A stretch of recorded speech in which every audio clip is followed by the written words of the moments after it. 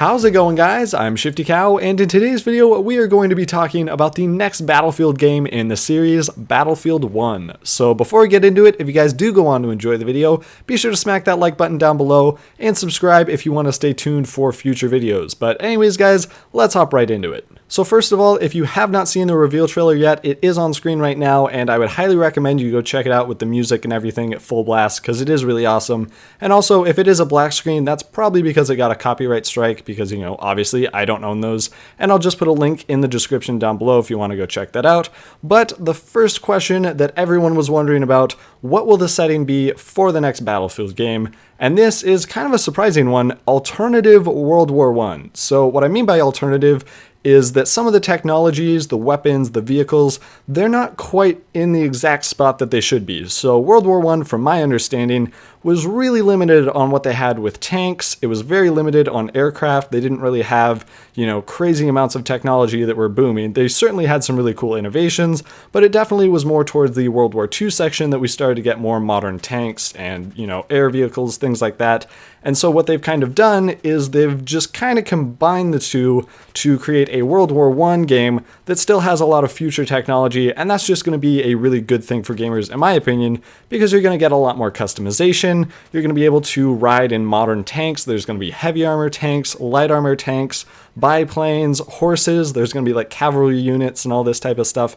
It's really excited. I'm really excited to see how this game goes, because from the trailer, it just looks absolutely incredible. So I actually watched most, if not all, of the entire Q&A bit at the very end when they did the reveal trailer. So I'm going to kind of talk about some of the things that I found really interesting about this game. So first off, a lot of people on the chat and in the comment section were wondering about horses and what role they're going to play. Are they going to be just a transport vehicle? Are you going to be able to fight on them? Are they just kind of like a campaign set piece? And what it sounds like from the developers is they're going to be their own little vehicle in the multiplayer. So you're going to be able to ride them.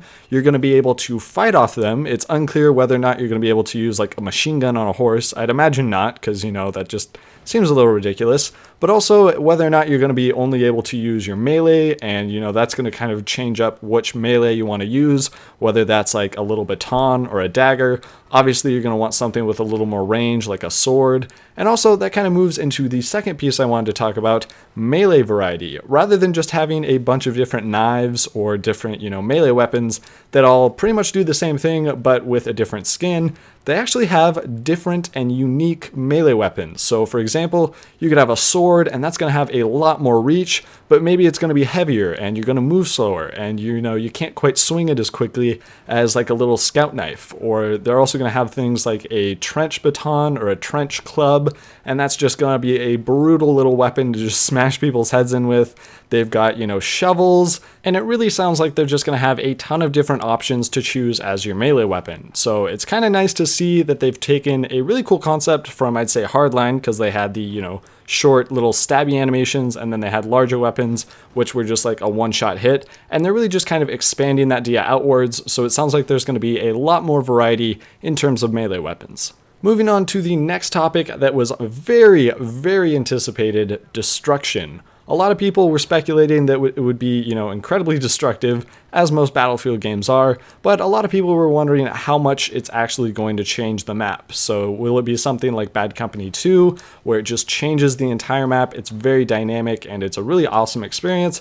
Or is it going to be something similar to Hardline, where it's very static, and instead they're focused a lot on pathing and making sure there's proper cover to have good firefights? So what the developers actually said is they pushed it so far into destruction that they actually kind of ruined the core mechanics of the game, and they had to rewind it back a little bit just so people could actually push up onto objectives and have enough cover to enjoy the game. So it sounds like they were really smart with how they put in destruction, and it's going to be more of a balanced gameplay, so you still have really nice pathing, you still will have cover, but there's still going to be that effect of destruction and blowing up buildings and breaching through walls and all that awesome stuff that we love about Battlefield. So anyways, I wanted to move on to some stuff that really wasn't talked about quite as much. It was really vague with what they said, so the main reason for that is probably they're not allowed to say anything quite yet. So we did get a little bit of information on having a full squad in one tank, so I'm assuming that's going to function very similarly to the LAV in Battlefield 4 with a driver and a primary gunner, and then a bunch of different seats with like machine guns or some type of weapon that they can shoot at the enemy. We also got a glimpse, and this is actually in the trailer, of a flamethrower and also chemical warfare, which was a huge part of World War I, and it's going to be really interesting to see the return of, gas grenades and gas mask and how that kind of counters each other and goes into the next Battlefield game. Also, we got confirmation that there will be a pretty decent amount of gun customization, although they're not actually allowed to say what's available in terms of sights or attachments or different perk systems or things like that, but they did say that there's going to be some new type of flavor of gun customization, and what that actually means is really up to just speculation at this point, and we will get more information as the months go on. My assumption is it's going to be either some type of like perk system, just so that way there's not actual, physical attachments that wouldn't quite make as much sense, historically, but I think they could definitely get creative in terms of like paint skins or just different kind of perks and boosts that you could apply to your weapon. But we did get a little bit more information on bayonet charges, which was once again a huge part of World War I, and it sounds like it's going to be a very physical game, a lot more physical than the past Battlefield games where it's a little bit closer quarters. You will still be able to have those long-range engagements, but it's definitely going to be an up-close and personal Battlefield game. But other than that, I can't think of anything that I'm really forgetting other than the fact that it has an official confirmed release date of October 21st. And if you do pre-order and get some kind of special bundaroo, you will be getting it on October 18th. So 3 full days before the official release if you pre-order, which is going to be kind of interesting, especially with the EA Access program, which gets you it like a week early. So we're going to see how this all works out. I know I'm going to try and get it as early as possible.